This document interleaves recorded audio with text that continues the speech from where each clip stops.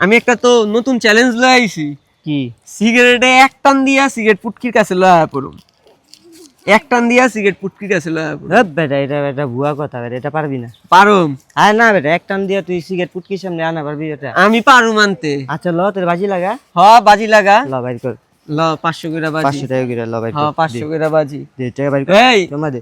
সবাই এদিকে আয়, তো এদিকে আয়। এই যে ভাই একটা বাজি। এদিকে এদিকে আয়, সবাই এদিকে আয়। এই যে দেখ একটা বাজি হইতাছে, এই সিগারেটটা আমি এক টান দিয়া পুটকির কাছে লয়া পড়ুম। পারবো? ঠিক আছে? পারুম না?